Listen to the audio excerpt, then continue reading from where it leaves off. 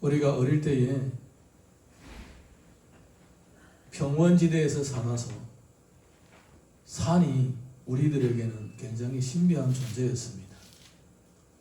저 수십 리 바깥에, 심지어 수백 리 바깥에 산이 조그만하게 보이는데 푸르습니다. 항상 푸르습니다. 우리 살고 있는 동네하고 한 15리 정도 되는 곳에 산이 아니고 그냥 좀 볼록하게 올라온 지대가 있습니다. 뭐 산이라 하기도 그렇습니다. 거기에 우리는 자주 가 놀았습니다. 산에 가보게 되면 나무들이 우거져 있는데 이 나무들이 자라는 특성이 있습니다. 가끔 있다가 논밭이라든가 문 앞에라든가 이렇게 나무 한 그루 자라면 아지가 잔뜩 자라게 됩니다. 제대로 안 자고 삐뚤삐뚤하게 자라기도 하고 또 빨리 자라지도 않습니다. 그런데 신기하게도 많은 나무들이 숲을 이루는 곳을 가보게 되면 나무들이 가지가 별로 없습니다. 쭉쭉 뻗었습니다. 그냥 위에 맨 꼭대기 위에 좀 이제 가지가 있고 잎사귀가 있고 쫙쫙 뻗었습니다. 네. 나중에 이제 보니까 그런 원리가 있더라고요. 나무가 한 그루이 자라면 삐뚤삐뚤하게 자라고 많은 가지 지기를 해서 높이 자라지 못하고 제목이 될 수가 없습니다. 그렇지만은 많은 숲을 이루는 나무들은 쭉쭉 뻗겨 자라면서 제목이 되는 거예요. 여러분, 우리 주님 안에서 일꾼들도 마찬가지입니다. 일꾼들도 혼자서 건강하고 하나님 보시기에 좋은 제목이 될 만한 그런 사람들을 발견하기가 어렵다는 것입니다. 홀로가, 나 홀로가 그렇게 성장하는 데는 아주 좋지 않은 환경이라는 것입니다. 그렇지만 일꾼들도 서로가 서로 함께 어울리면서 때로는 혈육이 있어서 혈기가 있어서 치고받고 싸우면서도 서로 부딪히면서도 다듬어지고 세워지면서 믿음이 자라가고 오직 주만 바라보는 신앙이 자라가면서 제목이 되는 것입니다.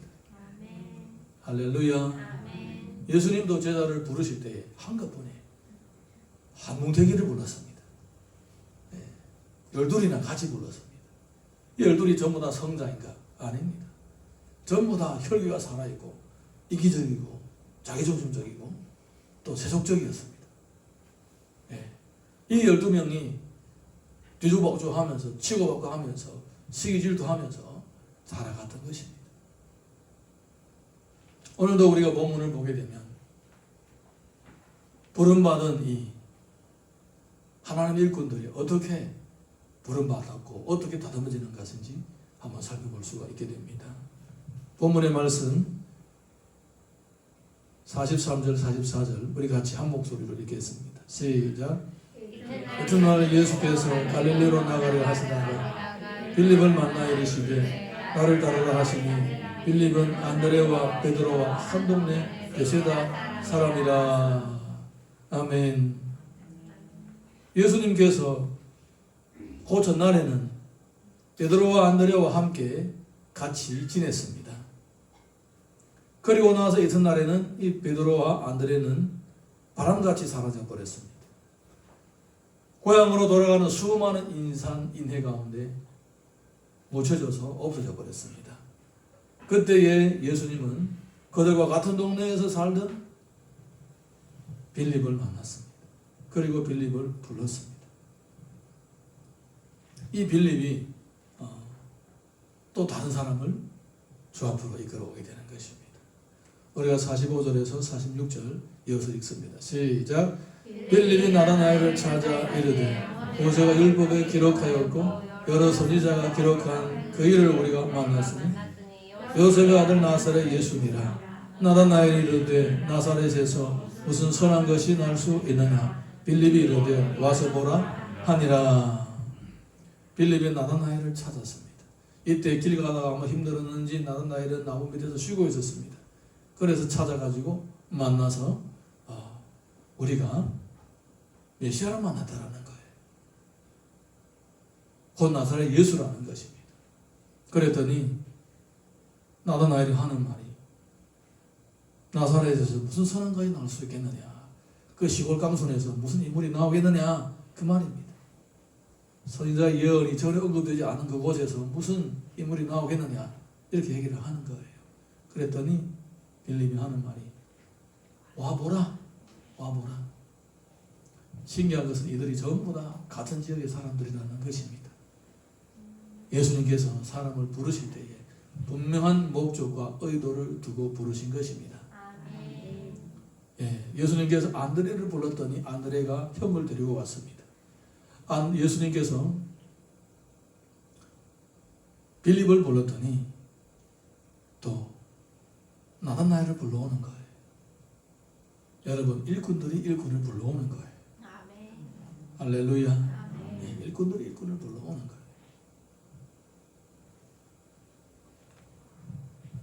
내가 만약에 믿음도 없고 혈기인 사람이면 또 그런 사람들이 나한테 묻게 됩니다. 나를 만나는 사람은 다 혈기가 왕성한 사람이에요. 저는 결혼할 때에 결혼 대상자의 성격, 외모 이런 거 전혀 생각하지 않고 오직 믿음, 그리고 저와 함께 평생 갈 수 있는 사람을 위해서 기도했습니다. 그래서 우리 집 사람을 만났습니다. 우리 집 사람을 만나보니까 야, 우리 둘이 다 이렇게 혈기가 왕성하는데 참 힘들다, 이런 생각이 들었습니다. 지금 20년 동안 결혼 생활해 오면서 오직 믿음 하나만 보고 둘이 같이 살아온 거예요. 예, 둘이 다 혈기가 왕성하니까. 혈기가 왕성한 사람이 혈기가 있는 사람 만난 거예요. 그래서 서로 부딪히면서 이런 내가 혈기가 많구나 깨달아지는 거예요. 예, 끝까지 혈기 다스리면 되는 것입니다. 다듬으면 되는 것입니다. 아멘입니까? 아멘. 여러분, 혈기를 안 부리고 사십니까? 혈기가 있죠. 같은 사람이 같은 사람을 만나는 것입니다. 그런데 중요한 것은 믿음이 중요한 거예요. 하나님께서 우리의 믿음을 보시고 그래도 쓸만한 제목이라고 여기시고 같이 부딪히면서 같이 자라갈 수 있도록 한 군데다가 묶어두신 거예요. 아마 우리 딸도 이제 자라보면 혈기가 있을 것 같아요. 그래, 한 집 식구들이 혈기 있는 식구들 같이 모여가지고 부딪히면서 용납을 배우고 양보를 배우게 되는 것 같아요.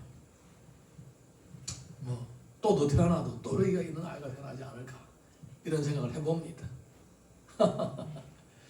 예, 어쨌든 이런 것들이 중요하기보다도 예수님께서 보시는 것은 바로 믿음입니다.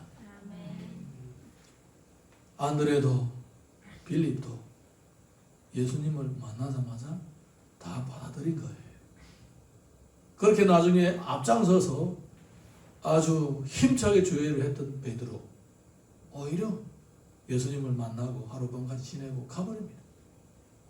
오히려 나다나엘은 예수님을 만날 때에 먼 나사렛에서 선한 것이 나올 수 있겠느냐, 이렇게 얘기합니다. 그렇지만은 안드레라든가 빌립이라든가 12명 제자의 그룹 가운데서 빛난 찬란한 앞장서가는 그런 일꾼들이 아니었지만은 이들은 예수님을 만날 때 처음부터 예수님을 믿은 사람들이었다는 거예요. 그리고 이들을 통하여 일꾼들이 주께로 돌아오게 되는 거예요. 그래서 일꾼들이 일꾼을 부른다. 할렐루야. 한번 따라 하시겠습니다. 일꾼이 일꾼을 부른다. 네. 마태복음 10장 1절에서 4절 보게 되면 이런 말씀이 있습니다. 시작. 예수께서 그의 12제자를 부르사 더러운 귀신을 쫓아내시며 모든 병과 모든 약한 것을 고치는 권능을 주시니라. 12사도의 이름은 이러하니 베드로라 하는 시몬을 비롯하여 그의 형제 안드레와 세베대의 아들 야고보와 그의 형제 요한, 빌립과 바돌로메, 도마, 세리마테, 알페오의 아들 야고보, 다데오와 가나안의 시몬 및 가룟유다 곧 예수를 판자라.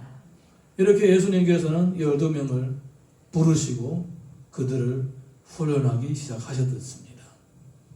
그들은 각 곳에서 혈기도 왕성하고 성격도 모난던 사람들이었고 또 굉장히 급한 사람이었었는데 그리고 또 극단적으로 이기주의적이고 또 세속적인 사람이었는데 같이 모여서 이렇게 예수님의 제자로 훈련받기 시작하는 것입니다. 예수님은 그들의 외모를 바라보지 않고 그들의 인격이나 성품을 바라보지 않고 그들 가운데 있는 신앙 고백과 그들 가운데 있는 주님의 향한 믿음을 바라봤던 것입니다. 아멘. 일꾼들이 모일 때에, 일꾼들이 어울릴 때에 일꾼들에게 가장 중요한 기본이 뭐가 계십니까? 바로 주를 믿는 믿음과 사랑하는 마음입니다. 이 두 가지만 확인되면 다른 것은 다 무시할 수가 있습니다. 예, 외모, 성격, 배경, 스펙 이런 것들은 문제 아닙니다.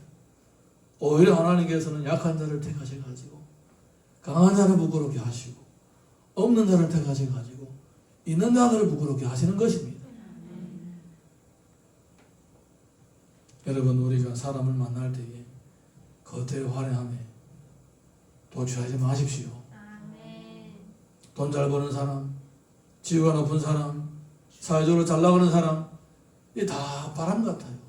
대통령도 가면 가는 세월에, 대통령도 자살하는 세월에, 기업의 총수도 자살하는 세월에, 기업의 총수도 감옥 가는 세월에, 여러분 이런 세월에 살아가는데 뭘 세속적인 것에 마음을 두고 아직도 거기에서 머뭇머뭇거리나 이 말입니다.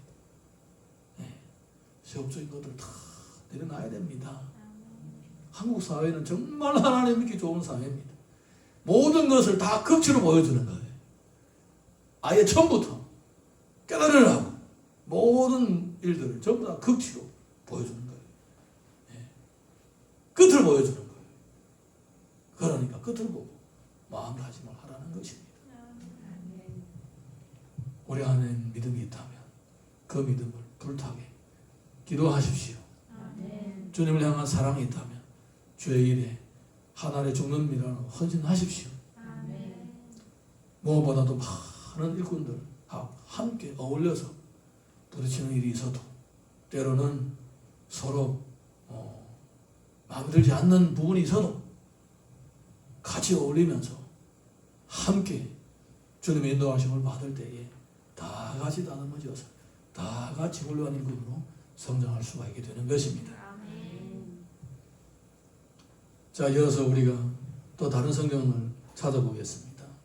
요한복음 6장 1절에서 13절 봅니다. 시작. 그 후에 예수께서 디비랴의 갈릴리 바다 건너편으로 가시니 큰 무리가 다르니 이는 병자들에게 행하시는 표적을 보았습니다. 예수께서 산에 오르사 제자들과 함께 앉으시니 마치 미래인 줄. 아멘. 여기까지만 먼저 읽겠습니다. 예수님께서 제자들도 데리고 또 많은 민중들과 함께 이제 디베랴 바닷가에서 말씀을 선포할 때 수많은 무리들이 함께 했습니다. 그때에 6월절이 가까웠기 때문에 예루살렘으로 가는 사람들도 많았기 때문에 아마 사람들도 더 많이 모였던 것 같아요. 자, 이어서 5절에서 7절 시작.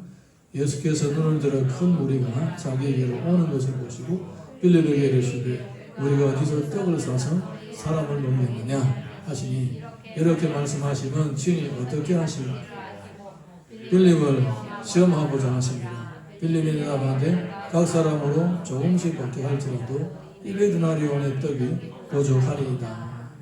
여러분, 우리 본문을 보게 되면 예수님께서 가장 먼저 찾은 사람이 누구냐? 빌립이라는 것입니다. 빌립 보고 이렇게 많은 사람들을 우리가 어떻게 먹일 수가 있겠느냐 했더니 딱 계산해 보니까 200데나리온의 떡을 사야만이 이렇게 많은 사람을 다 먹일 수가 있을 것 같습니다. 대답을 하는 것입니다. 네, 그래도 모자랄 것 같다 이랬죠. 그래도 모자랄 것 같다. 자, 그럴 때에 또 한 사람이 등장합니다. 자, 8절에서 10절 시작. 제자 중 하나고 시몬 베드로의 형제 안드레가 예수께 짜오되 여기 한 아이가 있어 보리떡 5개와 물고기 2마리를 가지고 있나이다. 그러나 그것이 이 많은 사람에게 얼마나 되겠사오나이까. 예수께서 이르시되 이 사람들 앉게 하라 하시니 그곳에 잔디가 많은 사람들이 안전히 수가 5,000명이 되었더라. 그때에 안드레가 또 나타났습니다. 빌립과 안드레는 양두마차입니다. 많은 일들을 둘이 같이 하는 거예요. 성격도 온유하고 다 예수님을 만날 때부터 처음부터 일편단심으로 별로 이 기복이 없는 그런 신앙 가진 사람들이었습니다. 베드로라든가 뭐 이런 사람들은 혈기가 왕성한 반면에 또 기복이 심하죠. 그런데 안드레라든가 빌립은 처음부터 끝까지 꾸준한 모습들을 보게 되는 것입니다. 그래서 이제 안드레가 등장을 하죠. 안드레가 등장해서 아이를 데려옵니다. 아이 손에 떡 5개와 물고기 2마리가 있습니다. 그러면서 200데나리 정도 묻을 것 같은데 이 떡 5개, 물고기 2마리 이 무슨 누구의 코에 바르겠습니까? 이런 얘기죠. 근데 예수님은 내게 가져오라. 그리고 사람들을 앉히라. 이렇게 말씀하십니다. 누구도 주님이 무슨 일을 할지 모르십니다. 그렇지만 다 따라서 했습니다. 이어서 11절에서 13절 시작. 예수께서 떡을 가져 축사하신 후에 앉아있는 자들에게 나눠주시고 물고기도 그렇게 그들의 원대로 주시니라. 그들이 배부른 후에 예수께서 제자들에게 이르시되 남은 조각을 거두고 버리는 것이 없게 하라 하시므로 이에 거두니 보리떡 5개로 먹고 남은 조각이 12바구니에 차더라. 아멘. 여러분 지금 이 보리떡하고 물고기는 예수님이 자신을 상징하는 것입니다. 유월절이 가까웠을 때 사람들은 머리에 가장 먼저 떠오르는 것이 바로 유월절 어린 양의 고기를 구워서 먹으면서 또 우슬초, 스프를 같이 먹으면서 또 유월절 연날에 출애굽을 기념하는 그런 명절입니다. 그런데 예수님은 미리 그들에게 자신이 바로 유월절 어린 양이고 자신의 살이 바로 그 유월절에 남는 떡이라고 그렇게 미리 얘기해 주시는 것입니다. 그러면서 그들이 이제 이 5,000명이 이 떡을 먹으면서 이제 주님이 바로 구원자라는 것을 알게 됩니다. 그럴 뿐만 아니라 또한 나중에 제자들도 예수님처럼 이렇게 작은 예수님이 되셔서 또 다른 사람에게 생명의 헌신자가 되는 것입니다. 할렐루야. 아멘. 아닙니까? 아닙니까? 예수님을 닮는다는 건 무슨 얘기입니까? 그냥 성경 좀 보고 기도 좀 하고 그게 예수님을 닮는 것입니까? 예수님처럼 자신을 헌신하는 것이 바로 예수님을 닮는 거예요. 아멘. 하나님의 밀이 되어서 땅에 떨어져 죽는 것이 그게 예수님을 닮는 거예요. 아멘. 정말 자기의 피와 살을 주면서 하나님 나라의 사회에 헌신하는 그걸 가르쳐 예수님을 닮는다고 하는 거예요. 아멘. 그래서 예수님은 나중에 급제한 얘기를 하지 않으십니까? 처음부터 계산을 제대로 하고 주님을 따르라 그러지 않던가요? 예수님을 믿으면 좋은 일이 많죠. 기도응답이 되고 어려운 문제도 해결되고 병도 낫고 가정평화도 찾아오고 사회도 좋아지고 여러분 이거 다 눈으로 보이는 겉으로 나타나는 현상입니다. 이런 것들이 나타나기 전에 피를 흘리고 살을 찢는 헌신자들이 있은 거예요. 아멘. 누가 그 헌신자가 되려고 돼야 되겠습니까? 바로 우리가 아닙니까? 그런 사람들이 모여서 이루어야 이게 참교회가 되는 것이고 아멘. 그런 사람들이 모여서 사역을 해야 열매가 있는 것입니다. 아멘.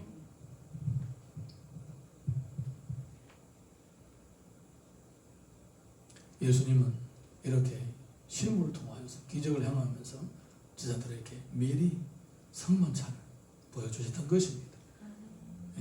그러면서 그들을 양육하고 세워나가셨습니다. 사랑하는 성도 여러분, 우리가 함께 일꾼들이 함께 할 때에 그때 함께 자라가는 것입니다. 자, 이어서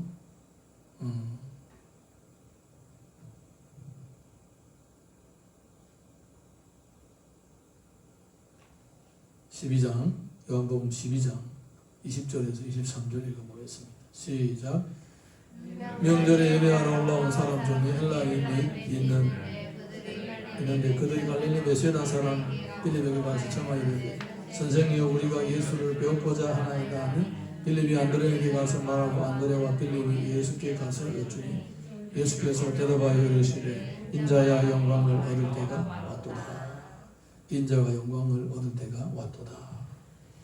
이렇게 이방인이 찾아왔을 때에 헬라인이 찾아왔을 때에 베드로와 안드레가 그들을 데리고 예수님께로 갑니다. 예, 그럴 때 예수님께서는 인자가 영광을 받을 때가 왔다. 이렇게 말씀을 하십니다. 이렇게 일꾼들은 항상 일꾼들과 함께 일을 하는 것입니다. 예수님께서 제자들을 보낼 때 항상 둘둘을 보냈습니다. 혼자 보내지 않았습니다. 늘 둘둘을 보냈습니다. 우리가 성경을 자세히 들여다보게 되면 여호수아가 아니지 모세죠. 모세가 가나안 땅에 정탐꾼을 보낼 때에도 둘둘이라고 쓰지는 않았지만 그 분위기를 보게 되면 둘둘을 보냈던 것 같아요. 왜냐하면 거기에 포도송이를 메고 오는 장면이 나옵니다. 둘이 같이 포도송이를 메고 오는 장면이 나옵니다. 그래서 아마 둘둘을 보내지 않았는가 추측을 해봅니다. 이렇게 일꾼들이 같이 사역을 할 때에 서로가 서로에게 도움이 되고 서로가 서로에게 유익이 되고 함께 성장하는 것입니다. 자, 우리 이어서 요한복음 14장 6절에서 7절 읽어봅니다. 시작. 예수께서 이르시되 내가 곧 길이요 진리요 생명이니 나로 말미암지 않고는 아버지를 올 자가 없느니라. 너희가 나를 알았더니 내 아버지도 알았으리라. 이제부터는 너희 그를 알고 또 보았느니라. 예수님께서 자신이 곧 길이요 진리요 생명이라고 하셨습니다. 그랬더니 제자들이 무슨 말이냐 잘 못 알아듣는 거죠. 8절에서 10절 이어서 읽어봅니다. 시작. 빌립이 이르되 주의 아버지를 우리에게 보여주옵소서. 그리하면 족하겠나이다. 예수께서 이르시되 빌립아 내가 이렇게 오래 너희와 함께 있으되 내가 너를 알지 못하느냐. 나를 본 자는 아버지를 보았거늘 어찌하여 아버지를 보이라 하느냐. 내가 아버지 안에 거하고 아버지는 내 안에 계시면서 너희가 믿지 않느냐. 내가 너에게 이르는 말을 스스로 하는 것이 아니라 아버지께서 내 안에 계셔서 그의 일을 하시는 것이라. 우리가 이 본문을 보게 되면 빌립도 마찬가지고 안드레도 마찬가지고 도마도 마찬가지고 제자들이 처음부터 신앙이 완전히 성숙한 것이 아니었다라는 것입니다. 신앙이 점진적으로 자라갔다라는 거예요. 그러니까 우리는 가장 중요한 것은 처음에 예수님을 나의 주님으로 받아들이고 신앙 고백을 하는 애가 가장 중요한 것입니다. 믿음은 처음부터 장수한불량 이런 것이 아닙니다. 한 걸음 한 걸음 주 안에서 자라가게 됩니다. 자, 우리 이어서 11절에서 12절 시작. 내가 아버지 안에 거하고 아버지께서 내 안에 계심을 믿으라. 그렇지 못하겠고 행하는 그 일로 말미암아 나를 믿으라. 내가 진실로 너희에게 이르노니 나를 믿는 자는 내가 하는 일을 그도 할 것이요 또한 그보다 큰 일도 하리니 이는 내가 아버지께로 감이라. 결국은 누가 주의 일을 하는가? 예수님을 믿는 사람들이 주의 일을 하는 것이고 믿음이 성장한 사람이 주의 일을 하는 것입니다. 예. 우리가 믿음이 성장하기 전에는 주님께서 강력한 은혜로 주변에 리더를 보내주고 그리고 또 몽학 선생을 보내줘서 돕게 하시는 것입니다. 내가 나중에 믿음이 자라가고 장성한 분량에 이르게 되면 내가 누군가를 돕는 사람이 되고 세워주는 사람이 되어가는 것입니다. 이렇게 우리가 처음부터 다 100% 성숙한 만점의 신앙을 가진 사람이 있는 것이 아니라 같이 주님을 믿으면서 같이 사역을 하면서 같이 어울리면서 같이 다투도 봤다가 같이 또 화해도 해봤다가 또 함께 부딪히면서 자라가는 것입니다. 결국은 성숙한 일꾼이 되어서 성숙한 열매를 맺어지게 되는 겁니다. 자, 우리 이어서 사도행전 1장 12절에서 14절 보겠습니다. 시작. 제자들의 갈라몬이라 하는 상으로부터 예루살렘에 돌아오니 이 산 예루살렘에서 가까워 안식일에 말만한 길이다. 그래가 그들이 요한 다락방으로 올라가니 베드로, 요한, 야고보, 안드레, 빌립, 토마, 바돌로메, 마테오 및 알페의 아들 야고보와 스가랴, 시몬, 야고보의 아들 유다 다 거기에 있어.